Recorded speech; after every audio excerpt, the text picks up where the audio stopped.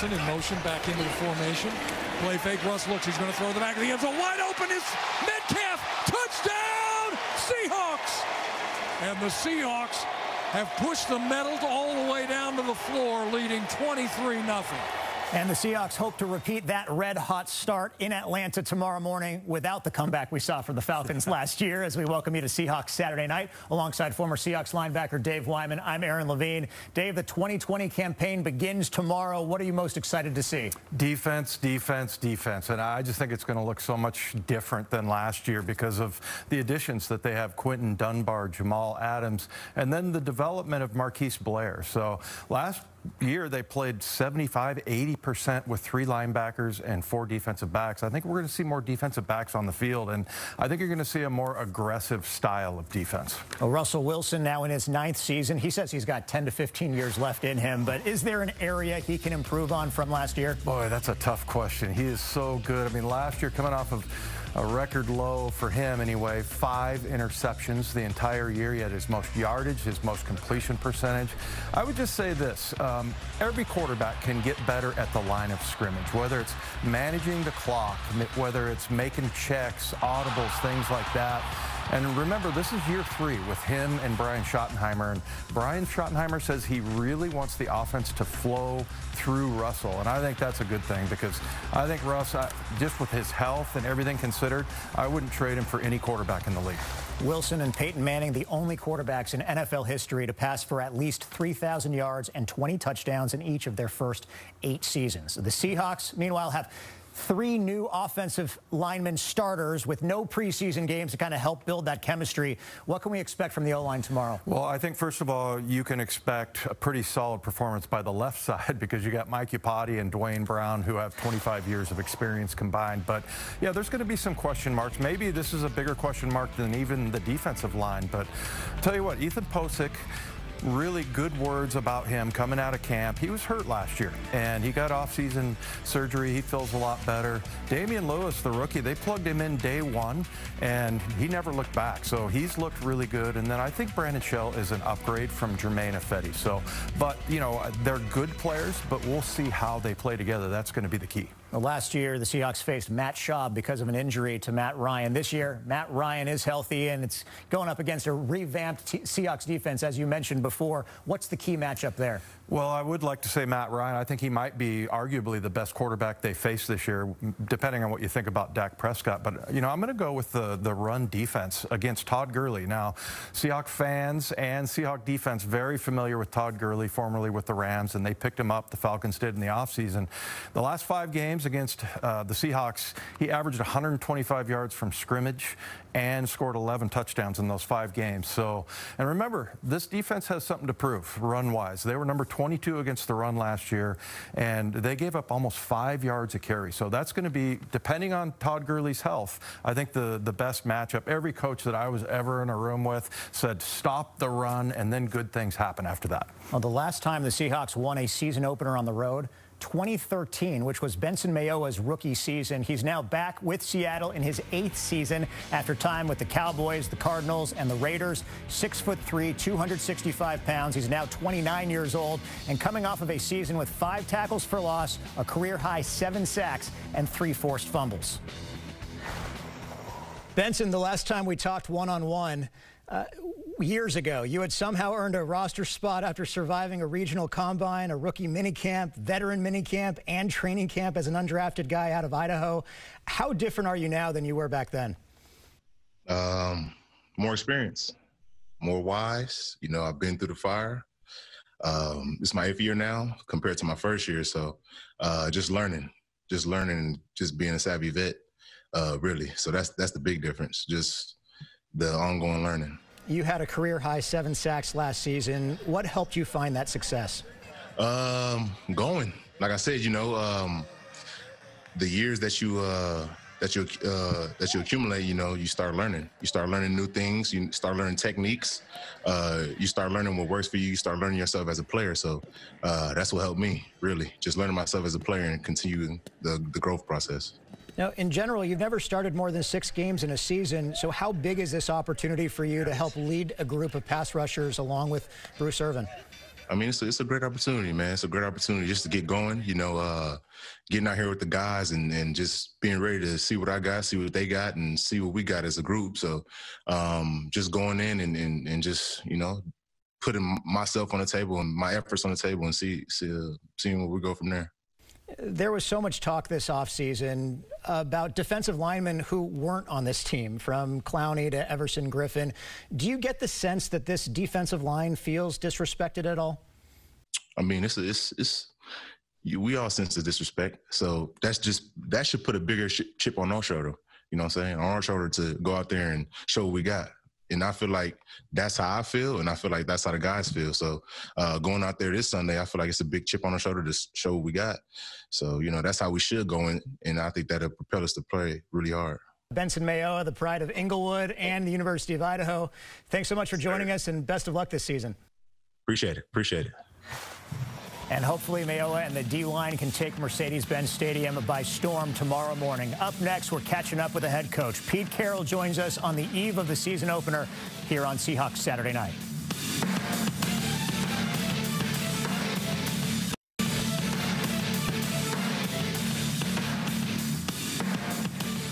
I highly recommend checking out the video on the team's website and Twitter account following a day in the life of Pete Carroll. It will fire you up. It will energize you, make you want to run flights of stairs, and best of all, give you an insight on how Carroll is handling the challenges in this, his 11th season in Seattle. We caught up with Coach Carroll via Zoom. Well, Coach, when we sat down at the Combine in February, had you ever heard of Zoom? Because I certainly hadn't. No, I hadn't heard of it, but we certainly know it now. We're very familiar, old friends now. Well, we're on the eve of a regular season many people didn't even think might happen. Describe the challenge of the last 5 months just to get here. So multifaceted, you know, there's so many things we've been dealing with, so much time to study and to learn and you know, get abreast of what's going on, trying to understand what the virus is like, trying to understand how we would combat it if we had all of the tools, and then we started putting together a system, you know, and as protocols kind of started to come our way and we started to get some kind of order to it, you know, we just had to be ready to adapt and all that. People have worked so diligently to just figure it out and to solve the mystery of it. And we have, you know, as far as in-house here, we have closed in a bubble here that, you know, I don't think people thought you could do, you know, and because we don't all live in isolation. But our guys have been really diligent about it. It takes great discipline. It takes commitment and team commitment in the sense that you're saving yourself for the guy next to you, really. And so it's been really interesting, you know, and the whole virtual learning process has been really a challenge. Our coaches did a marvelous job, you know, of making it creative and proactive and interesting and fun and challenging for our guys so that they stayed with it. We didn't know if we would get retention, you know, from the off season to camp, and we did. We came back, we think, farther ahead than we had been in past years. So something happened during that time frame where our guys really clicked in and learned a lot. And it gave us a chance to have a really good camp and to be very competitive throughout. So, you know, here we are. It's finally game time, and we're ready to go. We're just a day away from getting out. Yeah, all things considered, no OTAs, no mini camps, no preseason games. What do you think about this team you have as you get going? Well, fortunately, we've made it through the process very healthy at this point, and so we've had a lot of continuity during the camp. Once we finally got here, we had less guys. You know, we were down to 80, so we matched up the reps to kind of make up for the lost time. I think we're a very well-rounded team right now with good leadership. Starts there, some real firepower, some backup opportunities for guys in areas where you need it, the running back spot and receivers and at the tight end spot. The skill positions have pretty good depth. The offensive line has been together throughout. They've been healthy throughout the whole camp, which was really important with somewhat of a new group. Really got good, kind of a good meld going with these guys. We're anxious to see how they play together for the first time. We got the rook out there who's going to go with us for the first time, Damian Lewis. So that'll be interesting to watch. Been very tough and all that. So anyway, a lot of things that fit together. We're excited about the new guys on defense. Jamal Adams has really been exciting. Marquise Blair, where we're playing him, has been real obvious out there. And Bruce and Benson Mayo coming back to us have both been guys that give us some juice on the edge. So we like the whole mix. We feel like we're faster, and we're ready to roll. You mentioned Jamal Adams. Is he as advertised? He is a fantastic football player. His instincts show up, his confidence and his flair for going for it. He's really there. He's got really high energy, really a positive guy. Maybe the most fired up guy that you can imagine, you know, and playing for us, and even in the past years and all of that. I think he's going to be a real factor for other guys, and they're going to feed off of him. I'll be really surprised if he doesn't make a lot of things happen. How much of a challenge is it not having any preseason tape on the Falcons? Do you kind of just go back to last season and what you saw in the matchup last year and the second half of last season? Same challenge they got, you know, so both teams know, you know, who the quarterback is on the other squad, and so that's a lot of it. That dictates a lot of what you're going to do, and they have a pretty, you know, sure set skilled guy group with you know, with Julio. You know the kind of stuff that Julio's going to do, which is everything, and he's phenomenal. The running back, you know, I mean, we played against him so many times, and we feel pretty familiar there too. You know, he's a great player and all that, but we know what he does. So there's, you know, we can kind of figure it out. But no matter what we would think at this point, we would never feel like we got it. First game, second game, you got to wait and see. And so we have to be ready to adapt and be flexible and make some changes. And halftime will be a really big deal in this first game. Finally, our viewer question comes from @CHWX. Coach, what can you tell us about your time in the World Football League trying to make the Hawaiians as a defensive back? It's interesting you would bring that up, because I was just walking off the field with Pat McPherson. We were talking about the weather quality, or the air quality, and it reminded me of, you know, I went to the Hawaiians really fired up, you know, going to go over the islands and go try out for a football team, and we found out the camp was down in Riverside, California. UC Riverside. You know, it was about 110 every day, and just as smoggy as it could get back in the day, and it was a miserable setting. And it wasn't anywhere. It was way worse than it was here today. But so we were talking about it. But it was at a time when the NFL they turned a bunch of players back at the World Football League because I think they're on strike or whatever. And so we got booted out of camp after a couple of weeks. So I didn't get the kind of shot that I wanted. So I'm always been pissed off about that, to tell you the truth. Well, fortunately, air quality won't be an issue this week. You're inside a dome. It's all about the Falcons. Coach Pete Carroll, good luck in Atlanta. All right. Take care. Go Hawks. And a big thanks to Coach Carroll. He will join us every week here on Seahawks Saturday Night. We'll have another season of Mic'd Up as well. Up next, the best from 2019. Let's go, Russ. Let's keep it rolling now, big guy. That's what's going to win the game. We got to be right. No penalties, okay? Hey, listen, it's not worth it. The penalty's not worth it. Let's go. Let's get this. Let's go. Let's get it, baby. Again, this is where you can find us every Saturday night throughout the season, 9:30 on Joe TV, 10:30 on Q13 FOX. And we are continuing with our Mic'd Up segments every week as well. New stuff from Atlanta coming up next week. But tonight, we take a look back. We got DK on the field. Bad news. Bad news. Here comes the blitz again. Russell gets rid of it. Back corner of the end zone. It's Jerron Brown. He is in. Touchdown, Seahawks. JV. Come on. 5, 6, 7, 8.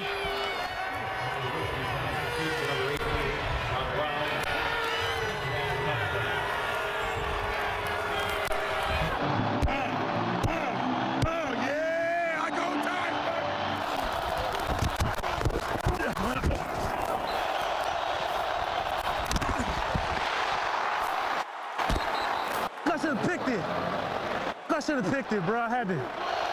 Jackson wants the ball, can't get it snapped. And now Jackson slams the ball to the ground. Woo! You a little mad, brother. Hey, you a little mad, brother. It's a little out of here. Just a little bit. Let's go, baby. Hey, me.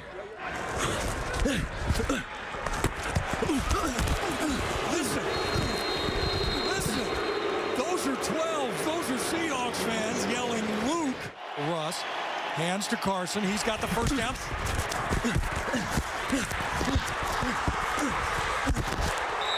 knocked out of bounds at the Atlanta 20. Let's go. Get your workout in, huh? Let's go. So clean. You're so clean. Got him. You know who mic'd up? Lock.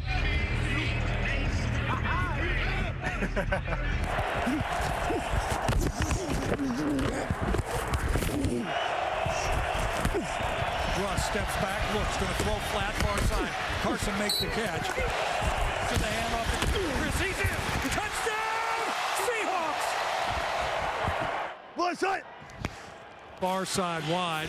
Russell's got time. He's got David Moore wide open. Moore makes the catch. 15, 10, 5. Touchdown! Seahawks! Let's go. Let's get this. Let's go. Let's get it. Woo, that was beautiful. Yeah. That was beautiful. Love you, big dog. Beautiful. That's why you go get that thing, boy. I see you, 8-3. Baller. Great call, Shotty. Great call, baby. All that film study, it adds up. All that film study, it adds up.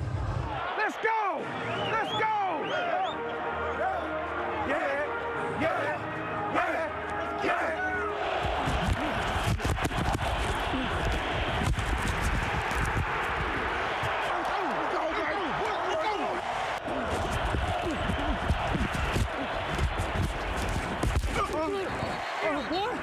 Yes, sir. Yes, sir. Fourth quarter, man. We're good. We just got to do right. This time he's going to hand the ball to Sanders, who's coming left side. KJ wrestles him down to the ground. Hey, it's fourth down. Fourth down. Hey, K's this quarterback. Hey, don't let this quarterback scramble. Yeah. He takes the shotgun snap. Here comes the rush. McCown steps up. He gets in. He goes down. Clowney gets to him. Jay Reed gets to him.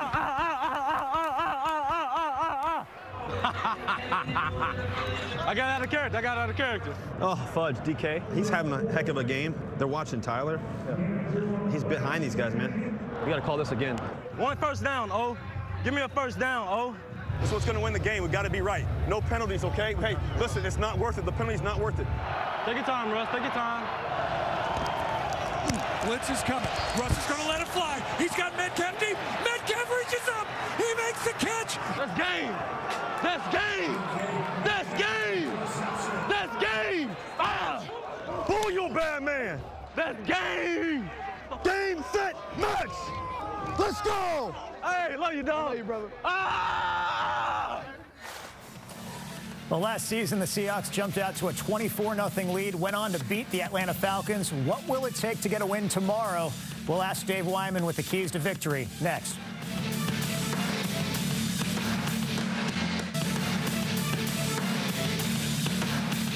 I'm just excited to be out there with my teammates. We know what's at stake with the no fans and all that good stuff. So thankfully we got that out the way. Playing in CenturyLink, that was a interesting experience going out there with no fans, and so I'm glad we got out the way, and so we can go out there to Atlanta and everything should be just fine. Back here with Dave Wyman. Great to see KJ Wright healthy after offseason shoulder surgery. So what's the biggest change we're going to see on the Seahawks defense tomorrow? Well, I think they're just going to be more aggressive. You know, I mentioned earlier you're going to see a lot more defensive backs, I think, on the field. And, you know, maybe that means more blitzing. Maybe it means more man-to-man defense. And, you know, you brought Jamal Adams in. He had 6.5 sacks last year, which was the third highest total by a defensive back since 1982. So I know that they're going to try to use him that way. But more than that, I think it's just the tight coverage that they're going to be able to play that's going to allow the pass rush to get home. And so I think that's going to be the big difference, that you're going to see more pressure on the quarterback, much tighter style of defense. Last year, they just played kind of, now, don't get me wrong, they played defense well enough to win 12 games, including the playoff game. But I just think it's going to look vastly different this year. You mentioned it before. They played nickel defense with 5 defensive backs just 27% of the time last year. That number should go up this season. So why should Seahawks fans feel good about tomorrow's matchup? I think the Seahawks had an A-plus offseason. John Schneider did just a great job of, first of all, the 2019 draft, you're seeing those guys develop. Cody Barton, DK Metcalf last year, I mean, he can even get better. But L.J. Collier played himself into a starting role this year, and he was a first-round draft choice last year. And then, of course, Marquise Blair. So there's that. And then also, they had some key injuries at tight end. They went and got Greg Olsen. At running back, they went and got Carlos Hyde. And then the pass rush was down. They went and got 2 veterans, seasoned veterans like Bruce Irvin and Benson Mayo, who had 15 sacks last year combined. So really an A-plus roster they built in the offseason. You'll be on the radio call tomorrow. The Seahawks, a franchise record 7-1 on the road last season, looking to keep the momentum going into this year as well. A reminder, you can see the game bright and early tomorrow morning at 10 a.m., the start of a doubleheader on Fox, followed by Seahawks Game Day with reaction from Coach Carroll and the players at 5 o'clock right here on your official Seahawks station. For Dave Wyman and Pete Carroll, I'm Aaron Levine. Have a great night.